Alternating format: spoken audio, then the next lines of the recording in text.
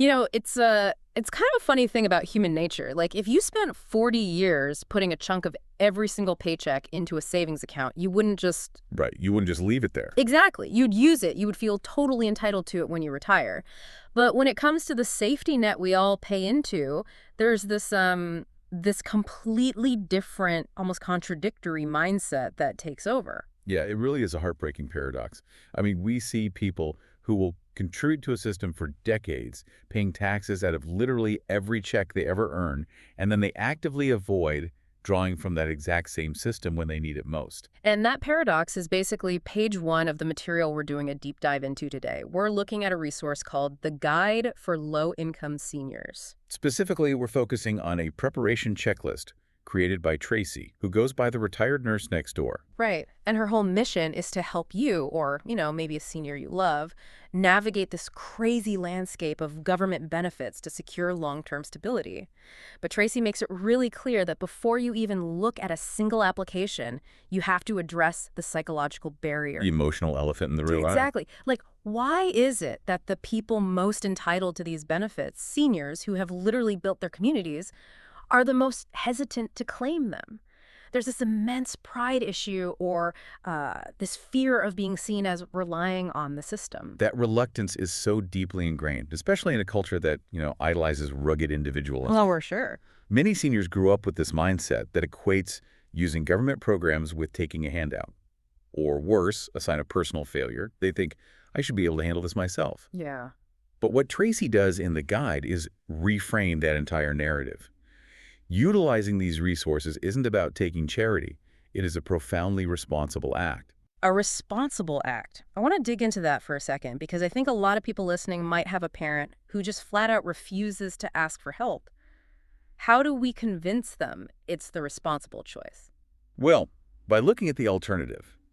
If a low-income senior refuses to use the benefits they qualify for out of tried, their situation doesn't just, stay static. It gets worse. Exactly. It usually deteriorates.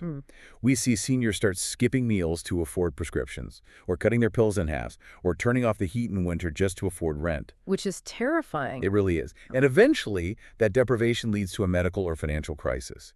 And when that crisis hits, the burden doesn't just vanish. It falls on their adult children, who might be struggling with their own bills, or it falls on the emergency healthcare system. Wow, yeah. So by claiming these benefits, seniors maintain their independence. They ensure they don't become an unexpected physical or financial burden on the people they love. It's basically claiming a return on a lifelong investment so they can stay self-sufficient. That is a massive shift in perspective. It moves the internal monologue from I'm giving up to I'm taking charge so my family doesn't have to. Precisely. But, let's be real about what taking charge actually looks like. You don't just adopt a new mindset, wake up the next morning, and effortlessly fill out a 50-page government form. Oh, definitely not. Anyone who has dealt with bureaucracy knows that is a recipe for a total breakdown. So, the guide emphasizes that the immediate next step is getting organized, because the friction of the system itself will wear you out if you aren't prepared. The friction is the feature that stops most people. If you approach this without a system, the sheer volume of paperwork required to prove your identity, your income, and your need, it will crush your momentum. You have to pack your bag before you hike the mountain. Right, and Tracy introduces a highly specific physical method for this called the document sorting tray. Let's invent a hypothetical senior to walk through this. We'll call her Margaret. Okay, let's look at Margaret. So Margaret is 72. She's feeling the financial squeeze, and she has this terrifying shoebox of loose mail, receipts, and old tax forms on her kitchen table. Instead of tackling the shoebox all at once, the guide suggests she divides everything into 4 clear buckets: identity, finances, household, and medical. Compartmentalizing the anxiety is really the only way through. Let's look at what Margaret actually needs in those buckets. The identity bucket is the absolute foundation. We're talking of government-issued ID, social security cards, birth certificates, and proof of citizenship is applicable. Because if you don't have those, you're stuck, right? Right, absolutely.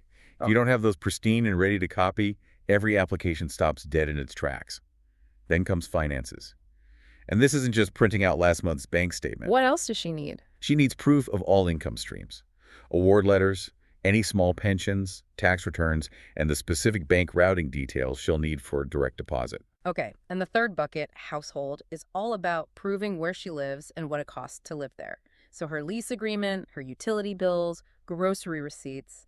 It also includes life event documents like marriage, divorce, or death certificates of a spouse. Which often dictate benefit eligibility. Yeah. Exactly.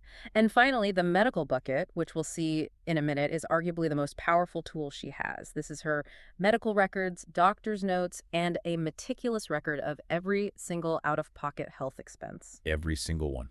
The guide says she needs physical copies of all of this in a secure place.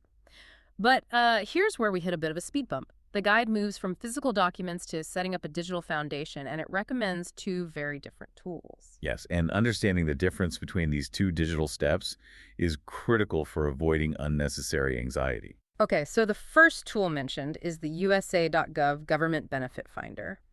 Now, the way I read this, the USA.gov tool is completely safe.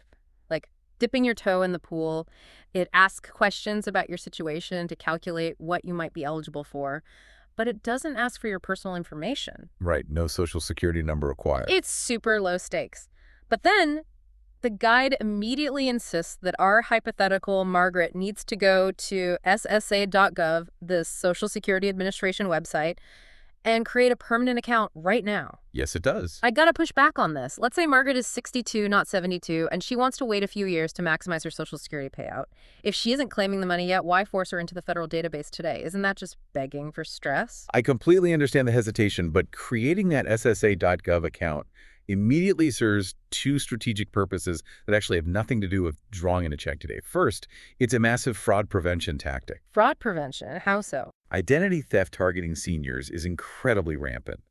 By proactively claiming her digital real estate on SSA.gov, Margaret locks down her identity. If she doesn't create the account, a scammer who bought her social security number on the dark web can create one in her name and eventually try to reroute her future benefits to a dummy account. Oh, wow. So you're basically putting a flag in the ground before a squatter can get there. Precisely. You claim the space. Second, that account provides a verified, concrete baseline of her foundational income. Even if she is delaying her payout, she needs to know exactly what that future number will be. Right, because other benefits depend on it. Exactly. Almost all other benefits, housing, food, energy assistance, are calculated based on what she brings in. She cannot plan a stable future if she's guessing her base income. But Tracy includes a massive caveat here to protect seniors from burning out. What's the caveat? Only ever pursue one benefit at a time. One at a time. So Margaret doesn't try to conquer Social Security, housing, and healthcare on like a random Tuesday afternoon. Oh, if she tries that, she'll quit by Wednesday. The bureaucracy is intentionally slow. You apply for one, you wait, you manage that process, and then you move to the next. Okay, so Margaret's documents are sorted into the 4 trays. Her digital identity is locked down. She's physically ready. But a packed bag doesn't help if you're lost in the woods, right?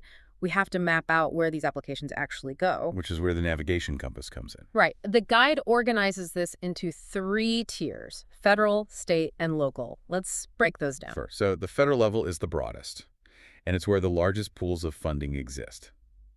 This includes the SSA for Social Security, HUD, which is the Department of Housing and Urban Development, and the USDA, the Department of Agriculture. Wait, the Department of Agriculture. Why is a senior looking for benefits on a farming website? Because the USDA oversees massive rural development programs. If a senior lives outside a major metropolitan area, the USDA offers incredible, often overlooked grants and loans for home repairs, as well as specific support programs for rural veterans. I had no idea. That is a huge blind spot for most people. It really is. Okay, so that's federal. Then we zoom into the state level. And the guide provides a really smart search formula here to keep seniors away from scam websites. You don't just Google food stamps. You type your state, the specific benefit, and the word application. Right, like Florida EBT application. EBT being electronic benefit transfer, which is the official name for the debit cards they use for food assistance now. Exactly. That specific phrasing ensures the search engine surfaces the official .gov state portal. It keeps you away from those predatory third-party sites that charge fees to submit free government forms. Which is so important. And that brings us to the innermost tier, local. This is the boots-on-the-ground support.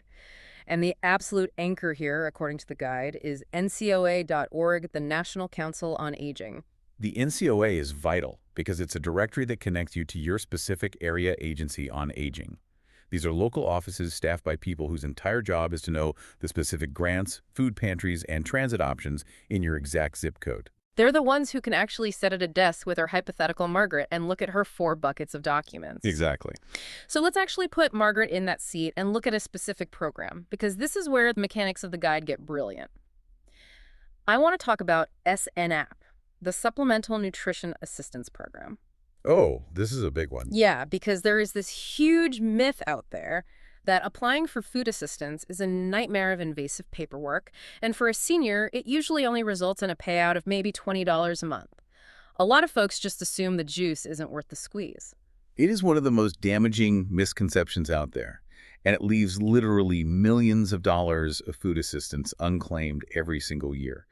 The guide completely dismantles this by explaining a mechanism called the medical deduction loop. The medical deduction loop? Yeah, it's a mathematical reality that completely flips how seniors should view the SNAP application. Okay, I'm going to try to explain this loop, and you tell me if I have the mechanics right. Let's say Margaret has a modest fixed income. The SNAP system looks at her income to decide how much food money she gets. They assume she has a certain amount of disposable cash. Right. But if Margaret goes to her medical document bucket, the one with all her out-of-pocket costs, and she proves she is spending hundreds of dollars a month on prescription copays, dental bills, and even like the gas used to drive to the doctor, the system allows her to deduct those costs from her income. You have the mechanics exactly right. Mm-hmm. The formula for SNAP isn't just based on your gross income. It relies heavily on your net income.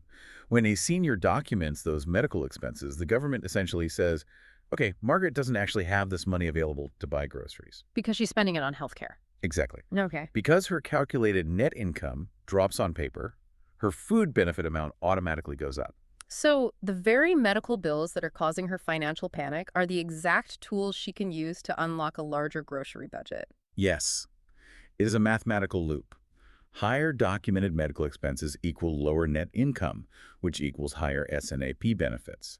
It is not uncommon for a senior to go from a $20 minimum payout to well over $100 a month simply because they provided the receipts. Which is why having that medical document tray organized beforehand is so crucial. The return on investment for that paperwork is enormous. It really is. Okay, so Margaret uses the loop. She gets an extra $150 a month for groceries. That is fantastic. But an extra $100 in the fridge does not solve the problem of a $2,000 rent bill. Housing instability feels like the ultimate threat to independence. How does the guide tackle keeping a roof over a senior's head? The guide points toward a highly targeted program under HUD called Section 202, Supportive Housing for the Elderly. This is designed specifically for seniors 62 and older with very low incomes, usually defined as earning 50% or less of the area median income. But finding these places requires work, right? You don't just put your name on a giant national HUD waitlist. No, you don't. Section 202 properties are privately owned but federally subsidized, which means Margaret has to locate the individual apartment communities in her area and apply directly to their specific waitlists. It sounds tedious, but the guide explains why it's incredibly worth the hunt, using a concept they call the housing security seesaw. The way Section 202 rent works is that it's strictly tied to the senior's income, usually capped at around 30%. Right. So if Margaret gets into one of these apartments and her income is $1,000 a month, her rent is roughly $300. If she loses a small pension and her income drops to $800, the seesaw tips. Her rent automatically drops to match it. It's a built-in shock absorber. The shock absorber is what prevents homelessness during a financial dip. It's brilliant. But let me throw a wrench in this. Let's say Margaret is in her Section 202 apartment, paying her 30%. She goes to the Area Agency on Aging, and they help her discover she's eligible for an old veteran's benefit from her late husband. Suddenly, her monthly income jumps up by $500. Does she get penalized for this? Will the building manager evict her because she no longer fits the very low income definition? No, and this is the most powerful stability perk of the entire program. If her income rises, her rent will adjust upward again, staying around that 30% mark or capping at the local market rate. But she is never evicted simply for earning more. Never, even if she, hits the lottery. Even if her income skyrockets, she just pays the market rate for the apartment. She never loses her home. And this is crucial because Section 202 housing isn't just about cheap rent. These communities often have built-in supportive services. Like what kind of services? They might have a coordinator on staff who organizes shuttle buses to the grocery store, or on-site meal programs, or wellness checks. By guaranteeing she won't be evicted for improving her finances, the system allows her to maintain access to that community support forever. That completely removes the fear of improving your own life. And this brings us to a massive overarching concept in the guide, the stacking effect. This is where we zoom out and look at how all these individual programs interact. You aren't just applying for random handouts, you are forging a comprehensive shield out of interlocking layers. Forging a shield is the perfect way to visualize it because each layer strengthens the one beneath it. The base layer of the shield is foundational income, primarily Social Security. For those with extremely low resources or a disability, that base layer might also include SSI. And we should define SSI quickly. That stands for Supplemental Security Income, which is a different federal program from standard retirement Social Security. It's designed specifically to provide cash for basic needs to disabled or very low-income individuals. Correct. So you have your base income layer. The middle layer of the shield is where you protect your physical health and daily survival. This is Medicaid for healthcare coverage, paired closely with SNAP for food assistance. And as we discussed, those two talk to each other through the medical deduction loop. Exactly. Qualifying for Medicaid often makes proving eligibility for SNAP significantly easier. They interlock. And then we forge the outer layer of the shield, the one that caps your major living expenses. This is the Section 202 housing we just talked about, paired with something called LIHEAP. Right. LIHEAP. That's the Low-Income Home Energy Assistance Program. It's a federally funded, state-run program that helps with heating and cooling bills. So it's mostly for the weather. Yeah, it's highly seasonal. You generally apply in the fall for winter heating help, and it prioritizes seniors and those with high energy burdens. It can literally pay to fix a broken furnace. Wow. So look at the shield Margaret has forged. Her base income is set. Her medical bills are covered, which lowers her net income, which boosts her food budget. Her rent is capped at 30% of whatever she makes, and LIHEAP ensures a bad winter doesn't result in her power getting shut off. Every vulnerability is covered by a specific layer of the shield. It's a phenomenal piece of engineering, but, like any complex system, it requires upkeep. You can't just build it and walk away. Right. Tracy refers to this ongoing maintenance as tending the garden. And let's be honest, tending a bureaucratic garden sounds completely exhausting. What does this actually look like for Margaret on, say, a Tuesday in November? Well, it means treating her benefits like a part-time job. She needs to keep all her confirmation numbers and user IDs safe. She must report life changes immediately. What counts as a life change? If your income fluctuates or someone moves into her apartment, the agencies need to know. Otherwise, she risks being penalized for overpayment. She also needs to keep her physical records for 3 to 5 years. And most importantly, she has to mark her calendar for recertification dates so her benefits don't suddenly lapse. There's one piece of advice in the guide regarding this maintenance phase that I think is incredibly grounding. It says, don't fear appeals, because getting a denial letter in the mail is crushing. It feels like the system is telling you, no, you aren't worthy. Getting a denial is frustrating, but it's often just a clerical error, a missing signature, a blurry photocopy of a lease. The guide urges seniors not to take a denial personally. You have the right to ask why you were denied and to file an appeal.